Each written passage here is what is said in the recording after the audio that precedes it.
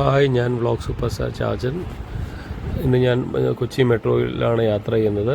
നോക്കി, നമ്മളുടെ കൊച്ചി മെട്രോ എത്ര ഭംഗിയുള്ള ഒരു സർവീസാണെന്നറിയാമോ. കേരളത്തിന് തന്നെ ഇത്രയും മനോഹരമായിട്ടുള്ള ഒരു സർവീസ് വേറെ ഇല്ലെന്ന് തന്നെ പറയാം.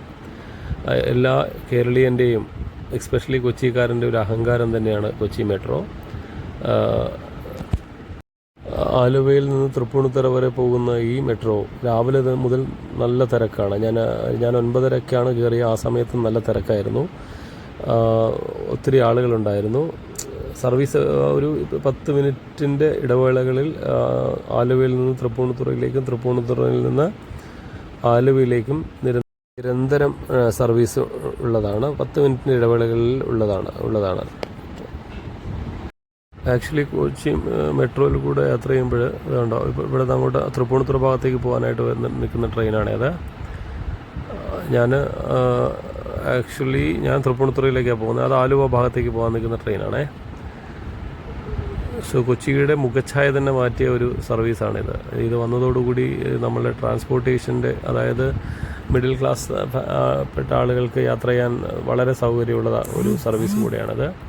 നമ്മൾക്ക് ആലുവയിൽ നിന്ന് ഏകദേശം 40 മിനിറ്റ്, അത്രയും കൂടെ വേണ്ട, അതിന് മുന്നേ ആയിട്ട് നമുക്ക് തൃപ്പൂണിത്തുറ എത്തിച്ചേരാൻ പറ്റും. നമ്മൾക്ക് നല്ല എയർ കണ്ടീഷനിൽ യാത്ര ചെയ്യാൻ പറ്റും ഒരു സൗകര്യമുള്ളൊരു മെട്രോ കൂടിയാണിത്.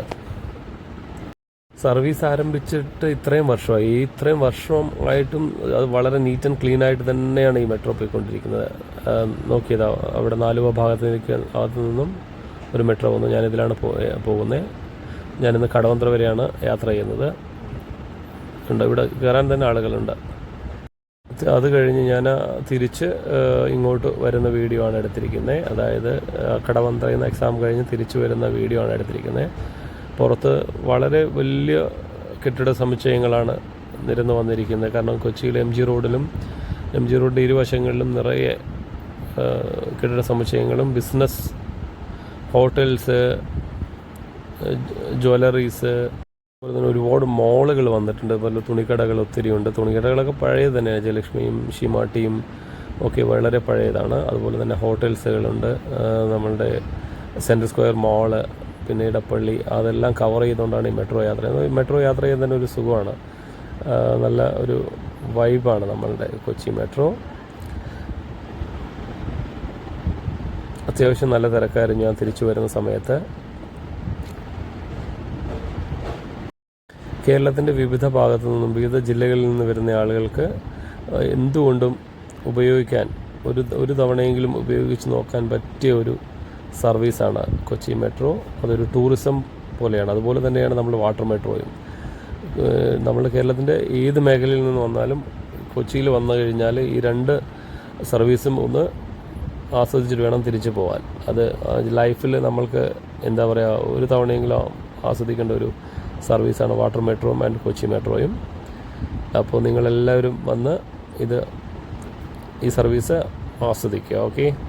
അതുപോലെ തന്നെ എൻ്റെ വീഡിയോ ഒത്തിരി പേര് കാണുന്നുണ്ട്, പക്ഷെ ആരും സബ്സ്ക്രൈബ് ചെയ്യുന്നില്ല. ഡിയർ ഫ്രണ്ട്സ്, എല്ലാവരും എൻ്റെ ചാനൽ സബ്സ്ക്രൈബ് ചെയ്യണേ. വീഡിയോ ഇഷ്ടപ്പെട്ടാൽ നിങ്ങൾ ലൈക്കും കൂടെ ചെയ്തു തരണം. ഓക്കെ. അതുപോലെ തന്നെ വീഡിയോ നിങ്ങൾ കാണാനായിട്ട് ശ്രമിക്കണം. ഞാൻ ചെറിയ മിനിറ്റിൻ്റെ വീഡിയോ ആണ് ഇടുന്നത്. നിങ്ങളെല്ലാവരും അത് കാണണേ, കണ്ടെന്നെ സപ്പോർട്ട് ചെയ്യണം. നിങ്ങളുടെ സപ്പോർട്ടാണ് എൻ്റെ വിജയത്തിൻ്റെ ചവിട്ടുപടി എന്ന് പറയല്ലേ. തോൽവി വിജയത്തിൻ്റെ ചവിട്ടുപടിയാണെന്ന് പറയുന്ന പോലെയാണ്. നിങ്ങൾ ഓരോരുത്തരും കാണുന്നതിനനുസരിച്ചിരിക്കും എൻ്റെ വിജയം. എന്തായാലും ഇത് കണ്ടോ, കൊച്ചിയുടെ ഔട്ട് സൈഡാണ്, നമ്മളുടെ എം ജി റോഡ് സൈഡാണ് ഈ കാണുന്നത്. വളരെ മനോഹരമായിട്ട് തന്നെയാണ്